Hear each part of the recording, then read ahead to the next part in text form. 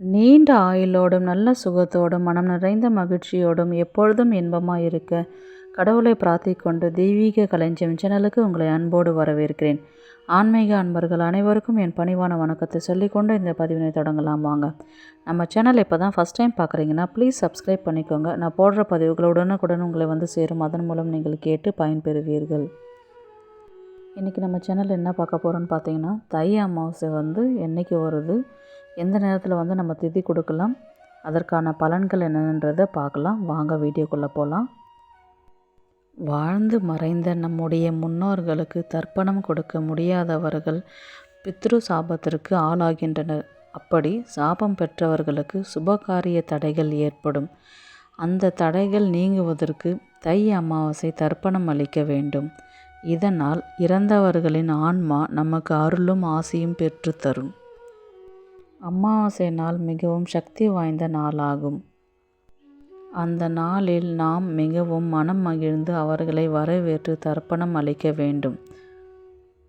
இந்த ஆண்டு தை மாதத்தில் வர அமாவாசையானது பிப்ரவரி 9ஆம் தேதி 2024 வெள்ளிக்கிழமை அன்று வருகின்றது.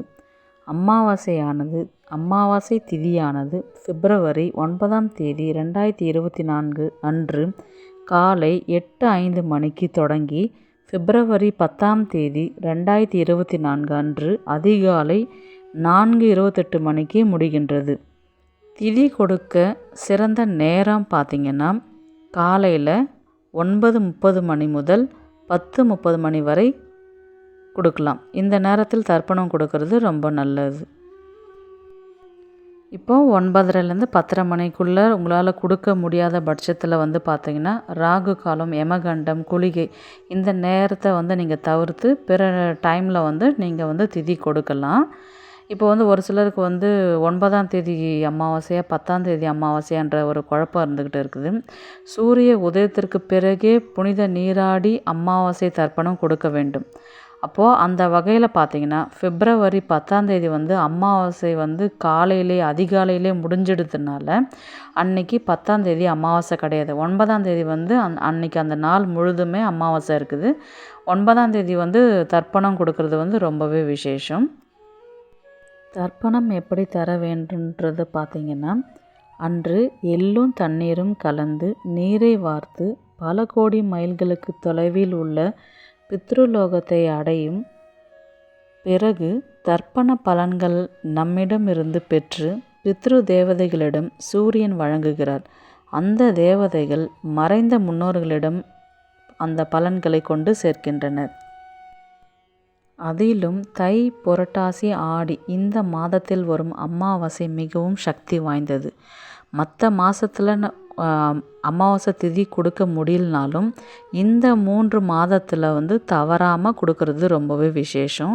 அதிலும் பார்த்திங்கன்னா தை அமாவாசை வந்து தர்ப்பணம் கொடுக்கறதுக்கு சிறந்த மாதம்னு சொன்னால் தை மாதம் அமாவாசை தான். அந்த மாதத்தில் தர்ப்பணம் தந்தால் அந்த பலனை வந்து டைரெக்டாகவே அவங்கக்கிட்ட சென்று சேருதுன்றது அர்த்தம்.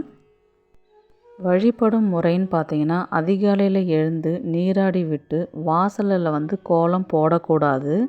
இறந்தவர்களுடைய படத்திற்கு வந்து துளசி மாலை அல்லது ஒரு கைப்பிடி துளசி இலையை கொண்டு அந்த இறந்தவர்கள் படத்திற்கு வைக்கலாம். அதுக்கப்புறம் வந்து பார்த்திங்கன்னா புதிதாக ஆடைகள் வைத்து படைக்கலாம். ஏற்கனவே அவங்க யூஸ் பண்ண ஆடைகள் இருந்தாலும் அதையும் வச்சு படைக்கலாம். அவங்க என்னென்ன பிடிச்சி விரும்பி சாப்பிட்றாங்களோ அதெல்லாமே செஞ்சு வச்சு படைக்கலாம்.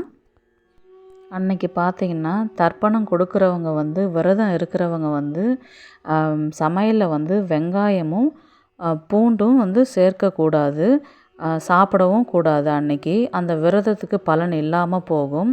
அதுக்கப்புறம் வந்து பார்த்திங்கன்னா பூசணிக்காய், வாழைக்காய் கொண்டு சமைச்சு சாப்பிட்லாம். அது இறந்தவர்கள் படத்திற்கு வைத்து படைக்கணும்.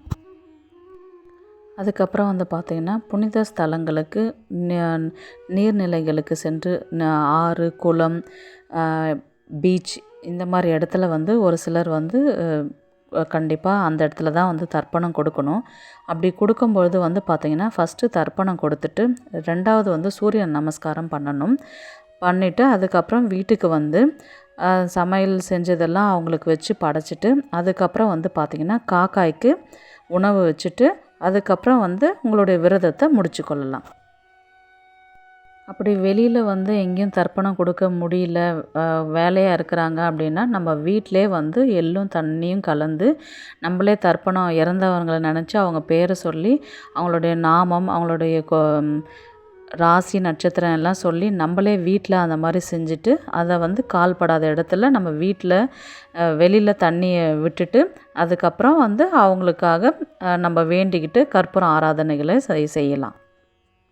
விரதம் இருக்கிறவங்க வந்து காகத்திற்கு வந்து சாதம் வைக்கணும். சாதம் வச்சதுக்கப்புறம் உங்களுடைய விரதத்தை வந்து நீங்கள் முடிச்சுக்கலாம். ஏன் வந்து நம்ம காகத்திற்கு வந்து உணவு கொடுக்குறோன்னு பார்த்தீங்கன்னா, சனீஸ்வர பகவானின் வாகனமான காகம் யமலோகத்தில் வந்து பார்த்திங்கன்னா வாசலில் இருப்பதாகவும் அது யமனின் தூதுவன் எனவும் அழைக்கப்படுகின்றது. இதனால் வந்து பார்த்திங்கன்னா காகத்திற்கு உணவு வைத்த பிறகே வந்து நாம் உணவு உண்ண வேண்டும் என்று சாஸ்திரம் சொல்கின்றது. அன்னைக்கு வந்து பார்த்திங்கன்னா தானமாக ஒரு சில பொருட்கள்லாம் கொடுக்கலாம். வீட்டில் யூஸ் பண்ணவங்களுடைய துணியை இருந்ததுன்னா அவங்க ஏழை எளியவர்களுக்கு வந்து நீங்கள் கொடுத்தீங்கன்னா அதை அவங்க பார்த்து மனமகிழ்ந்து அவங்கள வாழ்த்துவாங்க. ரெண்டாவது பார்த்திங்கன்னா பசு மாட்டிற்கு அகத்திக்கீரை கொடுப்பது மிகவும் சிறந்தது. அது மாடு வச்சுருக்கிறவங்க வசதி இல்லாத இருக்கிறாங்கன்னா அந்த மாட்டுக்கான உணவான புல், புண்ணாக்கு, தவிடு அந்த மாதிரி நீங்கள் வாங்கி கொடுத்தீங்கன்னா அது இன்னும் உங்களுக்கு நற்பலன்களையும் புண்ணியத்தையும் சேர்க்கும்ன்றது ஐதீகம். அமாவாசையில் இறந்தவர்களுக்கு நம்ம திதி கொடுக்கும் பொழுது பார்த்திங்கன்னா நம்ம திதி கொடுத்ததற்கான பலன்கள்ன்றது பார்த்திங்கன்னா சுப காரியங்கள் தடைகளின்றி நடக்கும். நோய் நொடிகளோடு எப்போ பார்த்தாலும் அந்த வீட்டில் நோய் நொடிகள் இருந்துக்கிட்டே இருக்குதுன்னா நம்ம திதி தர்ப்பணம் கொடுக்கறதுனால அந்த நோய் நீங்கும்ன்றது சொல்லுவாங்க. மனக்கவலை மன கஷ்டத்தோடு இருக்கிறாங்க அப்படின்னும்போது அவங்க இறந்தவங்களுடைய ஆன்மா அந்த வீட்டுக்கு வந்துட்டு சென்ற பிறகு அந்த மனக்கவலை நீங்குன்றது சொல்கிறாங்க. கடன் தொல்லை நீங்கும். இந்த வீடியோ உங்களுக்கு பிடிச்சிருக்குன்னு நான் நினைக்கிறேன். பொய் என்ற கவசம் தன்னை காக்கும் என நம்புகின்றனர். அதை உண்மை என்னும் அஸ்திரம் உடைத்தெறியும் என்பதை மறந்து என்ற வரிகளோடு இந்த பதிவை நிறைவு செய்து கொள்கிறேன். உங்களிடமிருந்து விடைபெறுவது உங்கள் புனிதவதி.